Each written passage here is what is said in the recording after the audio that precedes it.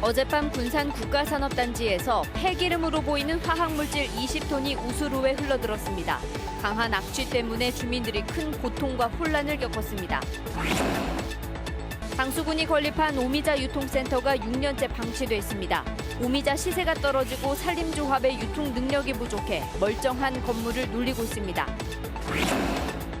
올해 벌꿀 생산량이 크게 늘어났지만 꿀을 딸 수 있는 밀원 수가 부족하고 외국산 벌꿀 수입량도 계속 늘어나 위기감이 커지고 있습니다. 전주 구도심에 빈집이 계속 늘어나고 있습니다. 주차장이나 임대주택 등으로 활용한다는 계획이지만 예산 때문에 속도를 내지 못하고 있습니다. 안녕하십니까. JTV 8시 뉴스입니다. 어젯밤 군산 제2국가산업단지의 우수로에 폐기름으로 보이는 화학물질이 유출됐습니다. 코를 찌르는 악취 때문에 주민들이 큰 고통을 호소했습니다.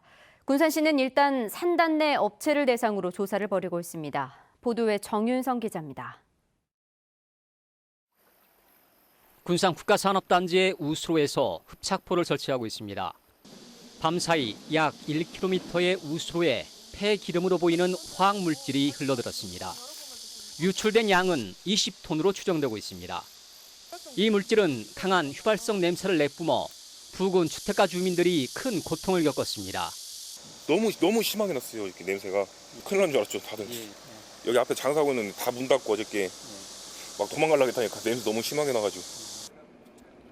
익산화학방재센터의 조사에서 폐기름 또는 재활용된 기름으로 보이는 이 물질에서 휘발성 유기화합물과 에틸렌 옥사이드 등의 성분이 검출됐습니다. 군산시는 산업단지 내 공장과 연결된 우수관에 시료를 채취하는 등 산단 내 업체들을 조사하고 있습니다. 오식도하고 소룡동 일대 그 우수관로 전부 다 조사를 하고 있거든요. 조사를 하고 있는데 정확하게 어디 업체다라는 걸 아직 지금 밝혀내지는 못하고 있는 상황이에요. 군산시는 경찰에 수사를 의뢰하고 외부 업체가 탱크로리를 들여와 폐기름을 폐기했을 가능성도 있다고 보고 국가산업단지 내 도로에 설치된 CCTV를 확인하고 있습니다. JTV 뉴스 정유정입니다. 네, 이 시간에는 장수산림조합의 방만 경영 실태를 살펴보겠습니다. 장수산림조합이 오미자 산업을 활성화시키겠다며 건립한 오미자 유통센터가 문도 열지 못하고 있습니다. 산림조합은 유통센터를 운영할 능력이 없다며 애써 지은 건물을 6년째 놀리고 있습니다. 보도에 하원호 기자입니다. 장수산림조합이 지난 2012년에 건립한 오미자 유통센터입니다. 땅값과 건축비를 포함해 14억 원이 들어갔지만 문이 닫혀 있습니다. 연면적 1,500제곱미터 규모의 2층 건물이 아무 기능을 못한 채 6년 가까이 방치돼 있는 겁니다. 무슨 용도로 지어진 건물입니까? 모르겠어요. 항시 문이 닫혀 있습니다. 얼마나 됐어요? 닫혀 있는지가? 꽤 오래됐어요. 오미자 유통센터에는 8억 원이 넘는 정부 보조금까지 들어갔지만 오미자 유통은 얼마 해보지도 못했습니다. 시작도 못한 상태에서 해봐야 뭐 적자다라는 식이죠. 옛날에도. 장수산림조합은 사실상 2014년부터 오미자 수매를 포기했습니다. 시세가 떨어지자 농민들이 유통센터에 오미자를 출하하지 않았고 또 2014년부터는 조합이 적자를 내 그나마 수매할 여력도 없다는 이유였습니다. 그럼 왜 이렇게 건물은 크게 지었어요? 그때 당시 시장 여건상은 그 오미자 산업이 계속 발전할 걸로 본 거잖아요. 가격이 원치 좋았어요.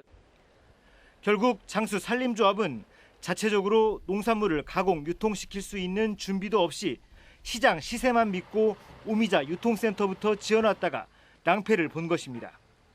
더구나 지난해 8월부터는 조합장 자리가 공석이 되는 등 조합 운영에도 큰 난맥상을 드러냈습니다. JTB 뉴스 하원호입니다. 지난해 최악의 흉작을 기록했던 벌꿀 작황이 올해는 크게 좋아졌습니다. 하지만 밀원수 부족과 수입량 증가로 여전히 어려움이 큰데요. 최근 국회를 통과한 양봉산업 육성법을 발판으로 대책을 서둘러야 한다는 지적입니다. 정원희 기자입니다. 김제이 양봉농가는 지난해 봄철 냉해 등 이상기후로 벌꿀 생산량이 밑바닥을 쳤습니다. 다행히 올해는 기후 조건이 좋아지면서 지난해보다 7, 8배 많은 꿀을 땄습니다. 작년에는 꿀을 따도 한숨만 푹푹 나오고 올해는 그래도 저희 유밀기 때 꿀이 나오니까 기분은 좋죠. 하지만 대내외적으로 여전히 양봉농가의 위기감은 큽니다. 지난 2000년 전국적으로 124만 군이던 봉군수는 2017년에는 2배 가까이 늘었습니다. 이에 반해 아카시아 같은 밀원수는 1990년대 중반 12만 5천 헥타르에서 2016년 2만 6천 헥타르로 크게 줄었습니다. 외부적으로는 외국산 벌꿀의 공세가 걱정입니다. 천연벌꿀 수입량은 2013년 689톤에서 지난해 992톤으로 5년 만에 44%가량 늘었습니다.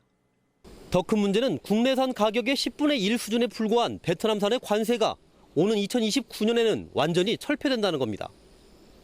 그나마 다행인 것은 양봉산업 육성법이 최근 국회를 통과했다는 겁니다.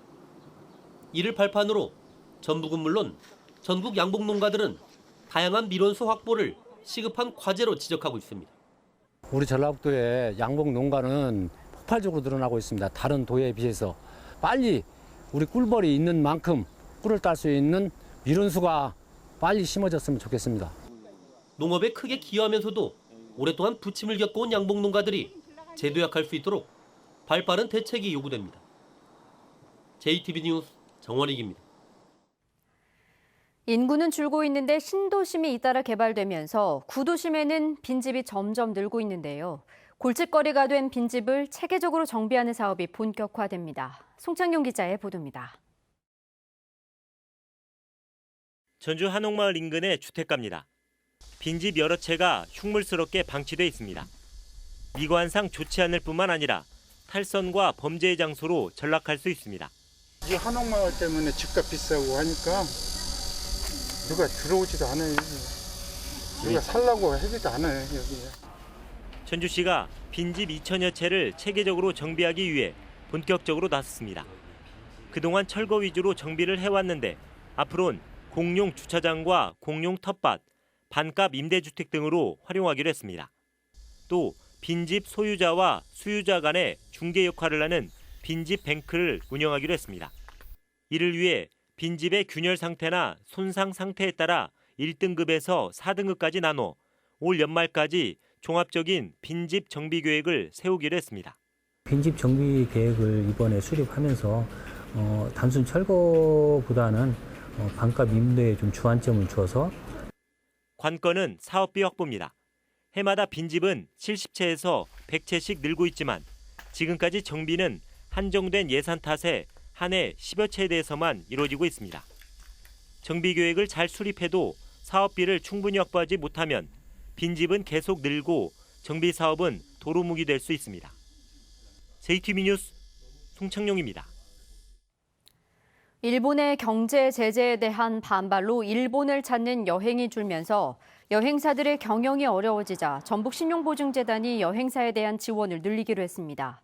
전북신용보증재단은 여행사들이 서류만 제출하면 경영 자금을 지원받을 수 있도록 최고 7천만 원까지 지급 보증을 확대할 예정입니다. 이와 함께 문화체육관광부가 5천억 원의 관광개발진흥기금을 활용해 특별 융자를 실시할 계획이라면서 여행업계의 적극적인 신청을 당부했습니다. 전북대와 원광대가 100% 수입에 의존하고 있는 의료용 대마의 국산화에 나섭니다. 전북대는 LED 식물 공장을 활용해서 원광대와 함께 환각 성분은 줄이고 치료 성분은 높이는 의료용 대마 생산 기술을 개발하기로 했습니다. 법 개정으로 뇌전증과 치매 등의 의료용 대마를 쓸 수 있지만 모두 미국과 캐나다 등에서 수입되고 있습니다. 일반 고등학교의 교육 역량을 높이는 사업 계획이 다음 달까지 마련됩니다. 전라북도 교육청은 94개 일반 고등학교를 대상으로 의견 수렴 등을 거쳐 다음 달 말까지 내년에 추진할 교육 역량 강화 사업 계획을 확정하기로 했습니다. 전주시가 일자리를 갖지 못한 주민의 자립을 돕기 위해 오는 23일까지 새 희망 근로 일자리 사업에 참여할 161명을 모집합니다. 신청은 만 18세 이상 실직자와 미취업자가 할 수 있으며 공무원 가족 등은 할 수 없습니다. 오늘 오전 11시쯤 남원시 주천면 구룡폭포 부근에서 산행을 하다 내려오던 65살 김모 씨가 60m 계곡 아래로 떨어져 숨졌습니다.